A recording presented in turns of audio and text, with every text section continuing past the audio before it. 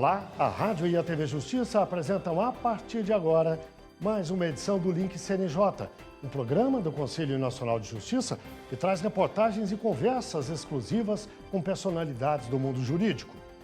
E hoje vamos falar das mudanças no Sistema Nacional de Adoção e Acolhimento anunciadas pelo Conselho Nacional de Justiça. Basicamente, são aperfeiçoamentos técnicos que vão ampliar as possibilidades dos meninos e das meninas que esperam a oportunidade de ter uma nova família.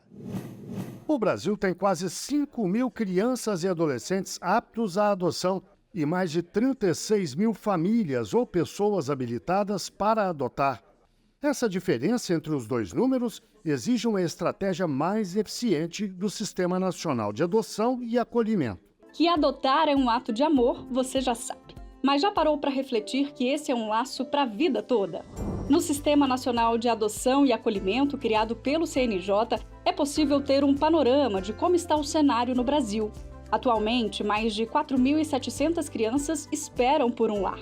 As mudanças técnicas simplificam e dão mais rapidez ao processo de consulta, tanto para os profissionais do sistema de justiça quanto para os pretendentes à adoção, como explica o ministro Luiz Roberto Barroso, presidente do STF e do CNJ. Esse Sistema Nacional viabiliza maior transparência e segurança no acompanhamento das crianças e adolescentes que estão em medida protetiva de acolhimento e facilita o encontro entre pessoas habilitadas para adotar crianças e adolescentes em condições de serem adotados.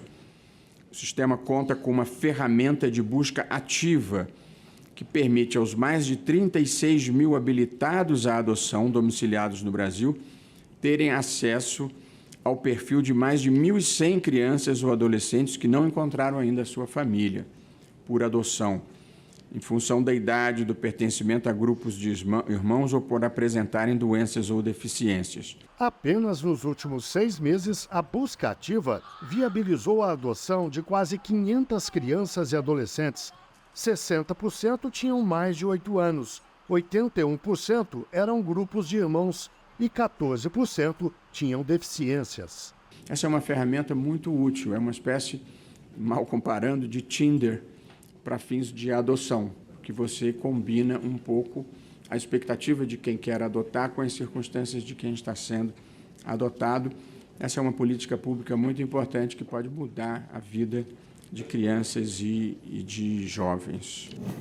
Para falar sobre o assunto, eu converso agora online com Isabelle Mota, diretora de projetos do Departamento de Pesquisas Judiciárias do CNJ. Converso também com Graziela Milani Leal, assistente social do Tribunal de Justiça do Rio Grande do Sul. Muito obrigado às duas pela participação aqui no Link CNJ. Eu peço, Isabelle, que você comece nos explicando quais são, de fato, as mudanças. São mudanças técnicas, como eu disse na abertura, mas é importante que as pessoas saibam que mudanças são essas e que consequências podem trazer para a eficiência do sistema como um todo. Por favor.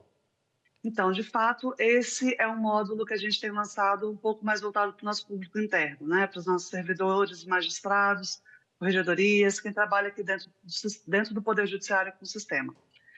São mais de 20 mil pessoas trabalhando com o sistema atualmente, né? E o nosso objetivo é fazer com que ele seja mais simples de ser utilizado por todas as pessoas, que ele seja mais intuitivo.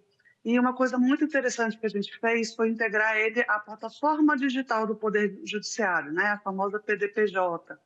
O que isso quer dizer? Quer dizer que ele é um sistema que agora ele passa a fazer parte de um ecossistema, digamos assim. Ele pode ser integrado com outros sistemas, por exemplo, o PJE, por exemplo, o Projude, né? Para a gente poder trocar informações com outros sistemas processuais, para a gente facilitar e evitar retrabalho dos nossos servidores.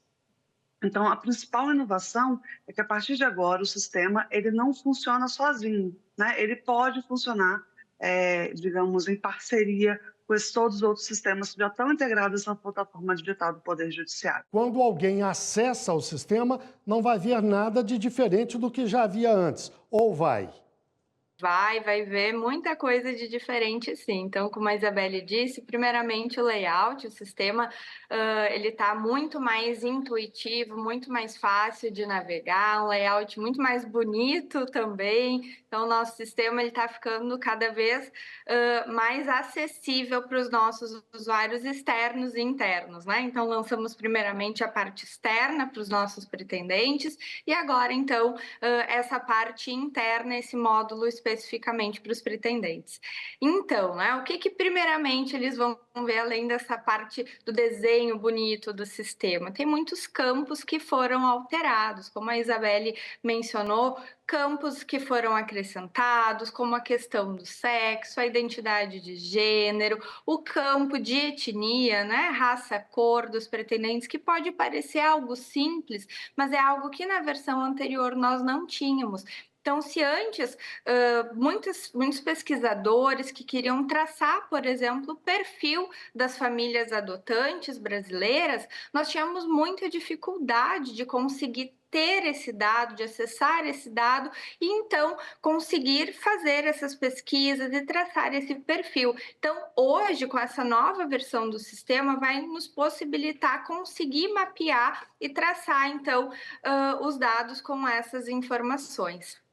E além disso, o sistema novo, né, com esse novo módulo, vai nos possibilitar ter muito mais celeridade. Então, essa integração, como a Isabelle trouxe, entre os tribunais, entre, né, os diferentes órgãos, ela também vai se tornar muito mais rápida, o que leva lá para a ponta algo muito mais célere para as nossas crianças. Por exemplo, hoje vai ser possível que as varas elas anexem a documentação dos pretendentes dentro do SNA, dentro do nosso sistema. Então, por exemplo, se antes, quando eu estava fazendo a busca por uma família, para a criança ou para o adolescente ali na minha vara, eu tinha que, para poder obter informações sobre aquele pretendente, eu tinha que ligar para a vara dele, esperar que eles me mandassem a cópia digitalizada do laudo social, do laudo psicológico, de todo o processo daquele pretendente,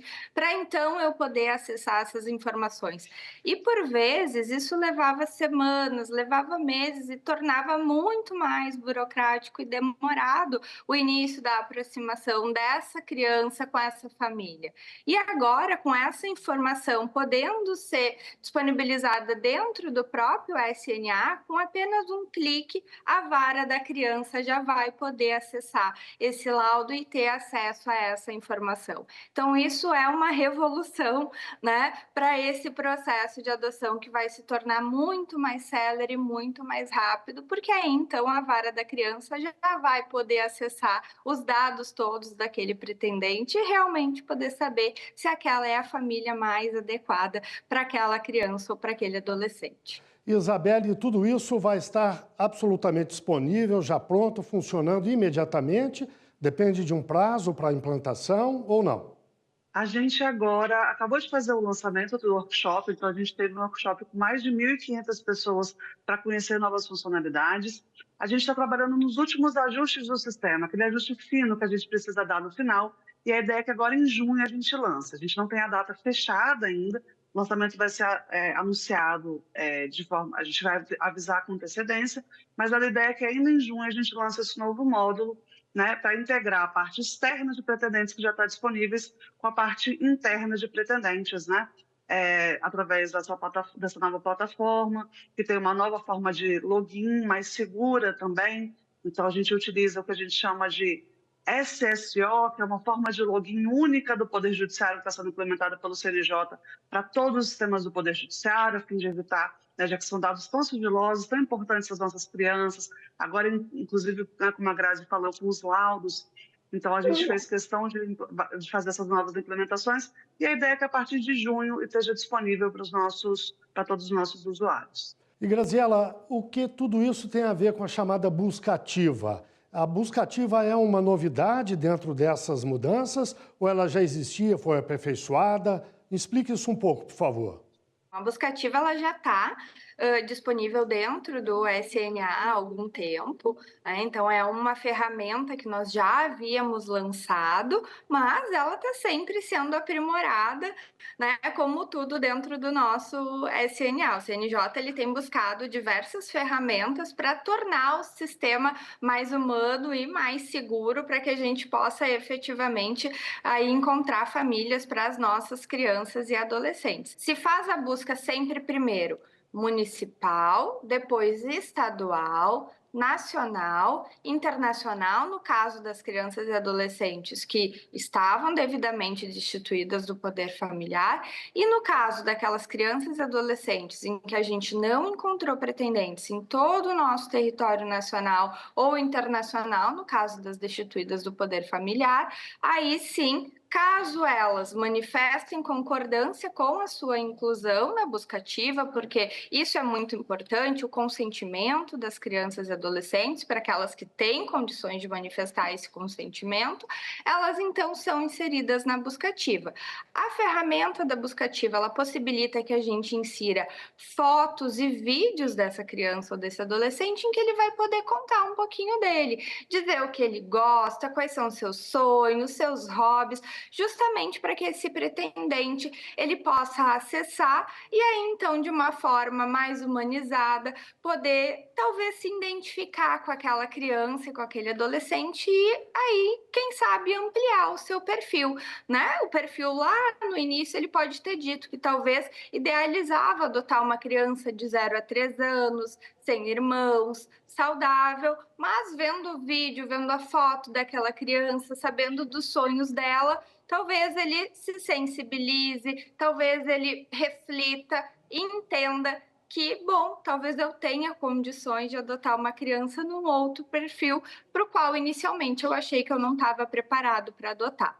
Então é isso, é uma ferramenta que busca aproximar crianças e adolescentes aptos para adoção que não encontraram uma família pelo sistema e pretendentes que estão aí aptos para adotar, já devidamente habilitados e que estão abertos a, quem sabe, talvez adotar crianças e adolescentes de um outro perfil.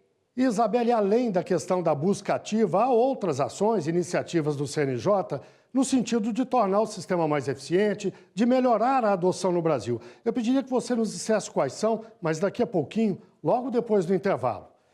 O Link CNJ, portanto, faz uma breve pausa e volta já já.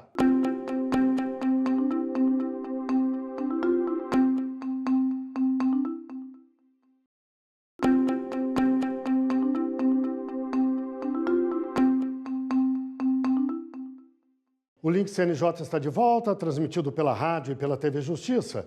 E hoje falamos das mudanças no Sistema Nacional de Adoção e Acolhimento, anunciadas pelo Conselho Nacional de Justiça.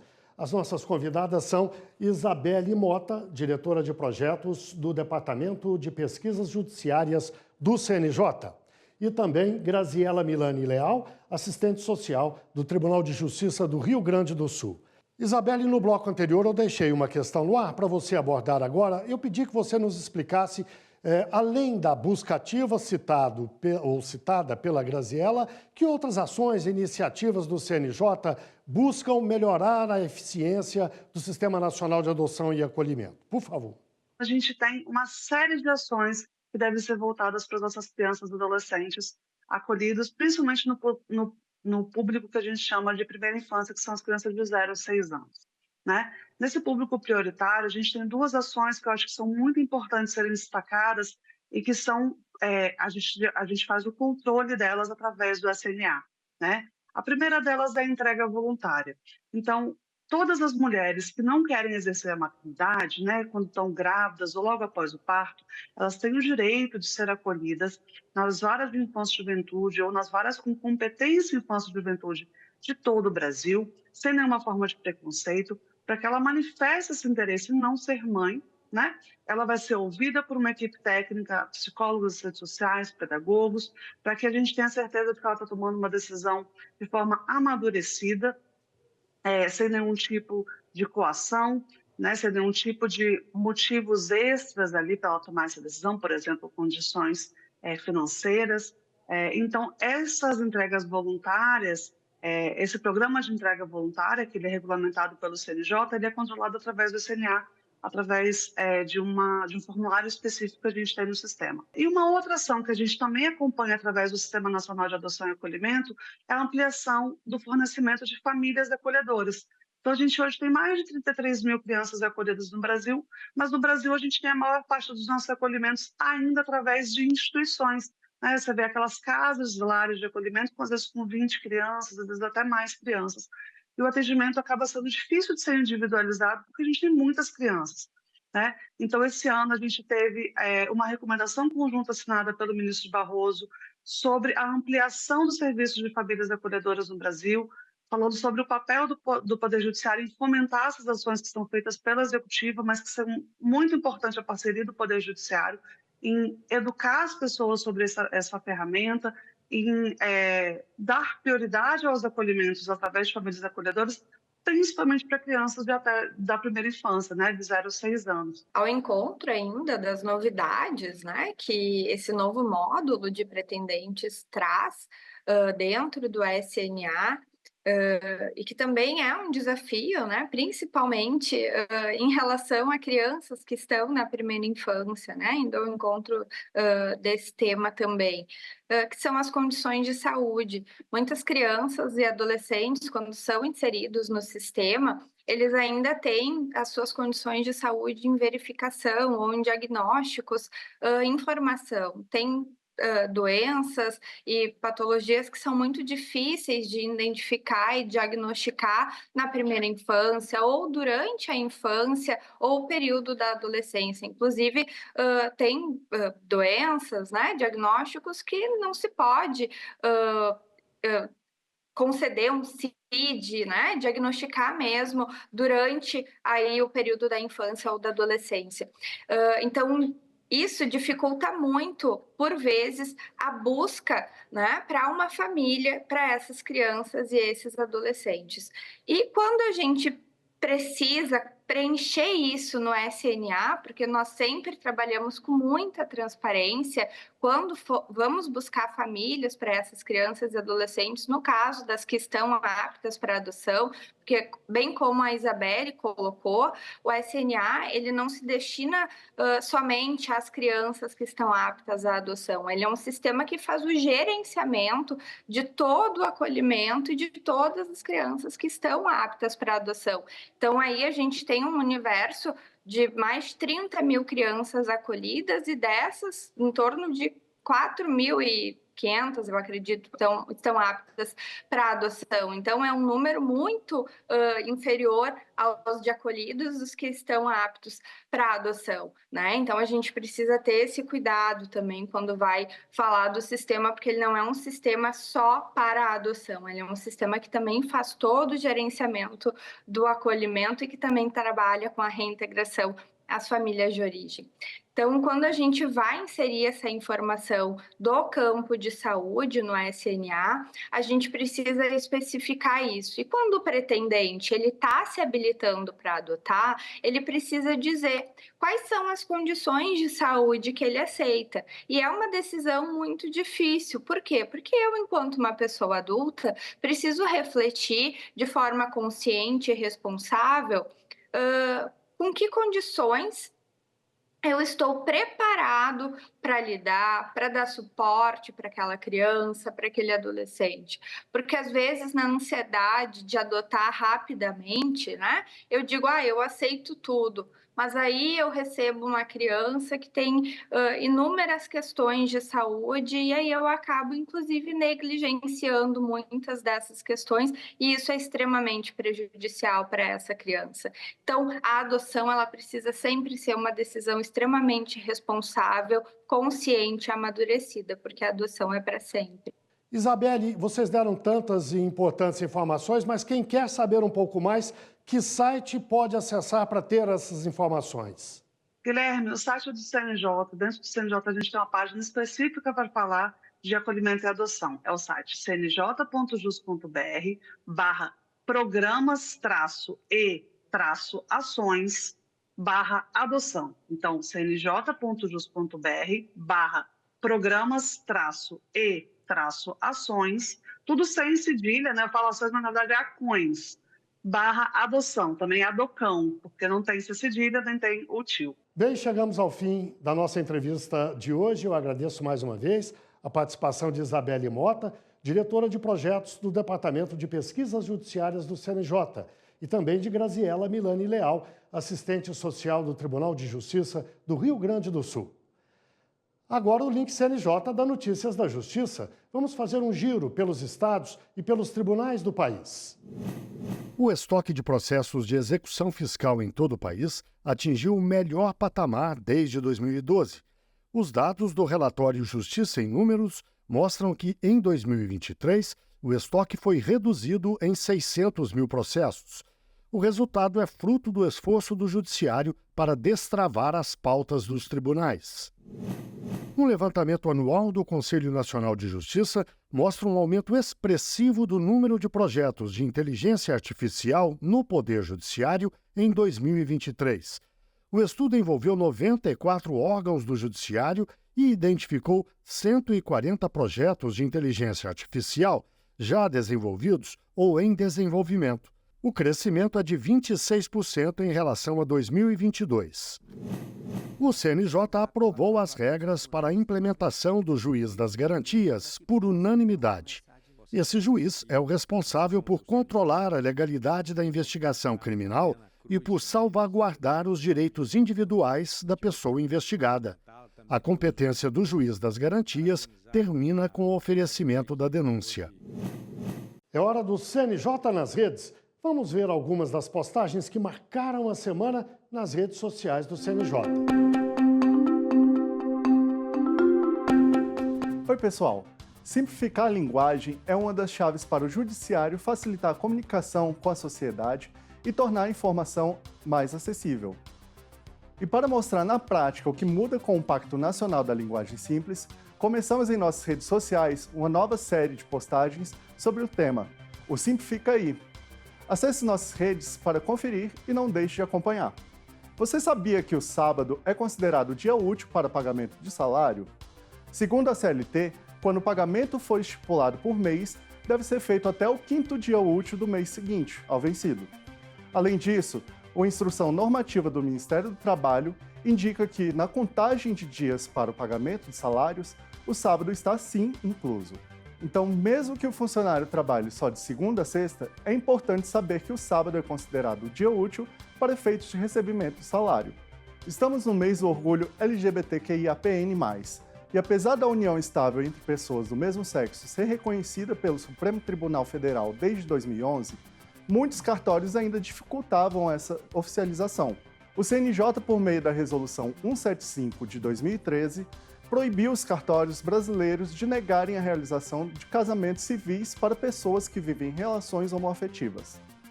Dessa forma, há 11 anos, casais homoafetivos podem viver o orgulho de amar sem barreiras.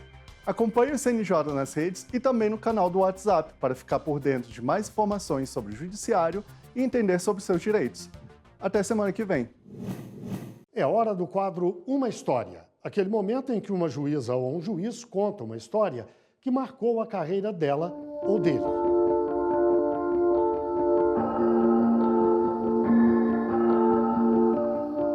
Meu nome é Paulo Carmona, eu sou juiz titular da 7ª Vara de Fazenda Pública do Distrito Federal, do Tribunal de Justiça do Distrito Federal e Territórios, do TJDFT. Atuo no tribunal há 24 anos. Por muitos anos eu fui juiz criminal, antes de ser juiz da Fazenda Pública, e eu estou aqui para contar uma história marcante da minha carreira, que foi, sem sombra de dúvida, ter passado como juiz titular da 7ª Vara Criminal de Brasília e ser o juiz responsável pela Caixa de Pandora. A Operação Caixa de Pandora era um processo muito grande, que envolvia pessoas muito conhecidas, governadores, vice-governador, né, do Distrito Federal, vários secretários, e o processo foi extremamente desafiante, porque só o processo principal tinha mais de 200 volumes. Muitas vezes nós acabamos oitivas e audiências durante a madrugada. O processo era extremamente complexo, desafiador, e tinha uma enorme repercussão extra-autos. porque tudo que era feito no processo, a mídia repercutia e havia toda uma espécie de debate, de conflito entre defesa e acusação, também na mídia, repercutindo aspectos positivos para um lado e para o outro. Me lembro do dia que eu estava em casa durante um domingo, tranquilo, e de repente entra uma reportagem sobre a Caixa de Pandora no Fantástico, pegando todo mundo de surpresa, inclusive o juiz da causa, que na época eu que estava com esse processo.